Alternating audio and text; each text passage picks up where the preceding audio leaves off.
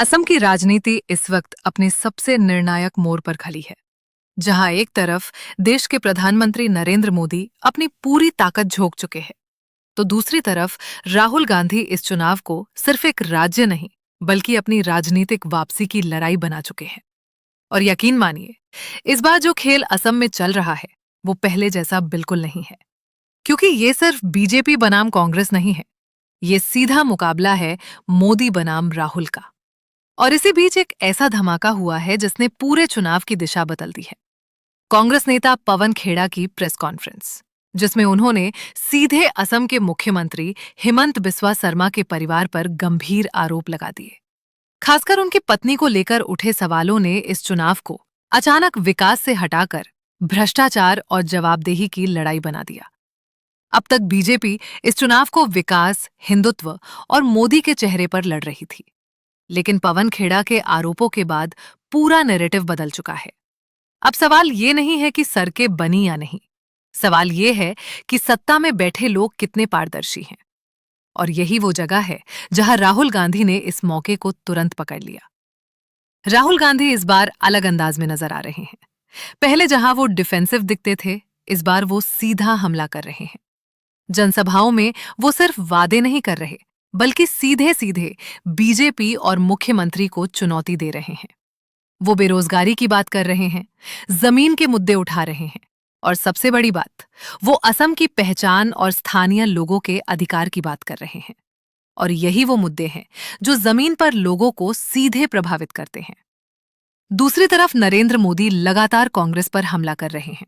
परिवारवाद, भ्रष्टाचार और पुराने शासन को याद दिलाकर लोगों को बीजेपी के साथ जोड़ने की कोशिश कर रहे हैं। लेकिन इस बार कहानी इतनी सीधी नहीं है, क्योंकि असम में लंबे समय से सत्ता में रहने के बाद बीजेपी के खिलाफ हल्की हल्की नाराजगी भी दिखने लगी है। और जब इस नाराजगी के साथ पवन खेड़ा जैसे आरोप जुड़ते हैं, तो असर और गहरा हो जाता है। सबसे बड़ा सवाल यही है, क्या इन आरोपों का चुनाव पर असर पड़ेगा? जवाब है हाँ, और बहुत बड़ा। क्योंकि पहली बार बीजेपी को डिफेंसिव होना पड़ा है, मुख्यमंत्री को खुद सामने आकर जवाब देना पड़ा। और जब चुनाव के बीच में सत्ता पक्ष को सफाई देनी पड़े, तो समझ लीजिए कि विपक्ष ने सही जगह चोट की है। और यही वो मोमेंट है जहां इंडिया गठबंधन ने अपनी रणनीति तेज कर दी है। अब ये सिर्फ कांग्रेस की लड़ाई नहीं रह गई, ये एक संयुक्त लड़ाई बन गई है बीजेपी के खिलाफ। और जब गठबंधन एकजुट होकर चुनाव लड़ता है, तो मुकाबला अपने आप बराबरी पर आ जाता है। ग्राउंड पर अगर आप देखें तो माहौल पूरी तरह बदल चुका है। पहले जहां बीजेपी को क्लियर बढ़त मानी जा रही थी, अब मुकाबला सीधा और टक्कर का हो चुका है। गांवों में, युवाओं के बीच, और खासकर उन इलाकों में जहां पहचान और जमीन के मुद्दे ज्यादा बड़े हैं, वहां कांग्रेस को सपोर्ट मिलता हुआ दिखाई दे रहा है।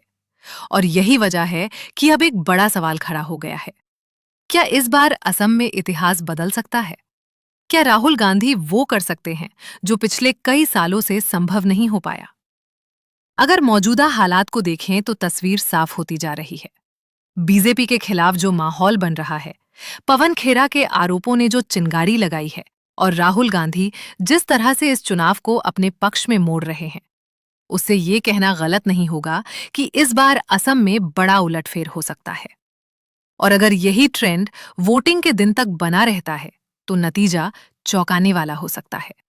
क्योंकि इस बार असम सिर्फ चुनाव नहीं लड़ रहा, वो फैसला कर रहा है कि आने वाले समय में देश की राजनीति किस दिशा में जाएगी। और इस पूरी लड़ाई में जो सबसे मजबूत उभरता हुआ चेहरा दिख रहा है, वो है राहुल गांधी, जो इस बार सिर्फ चुनौती नहीं दे रहे, बल्कि जीत की तरफ बढ़ते हुए नजर आ रहे हैं। तो क्या असम में बीजेपी की हैट्रिक रुक जाएगी? क्या राहुल गांधी इतिहास रच देंगे? आप क्या सोचते हैं? नीचे कमेंट्स में जरूर बताइए।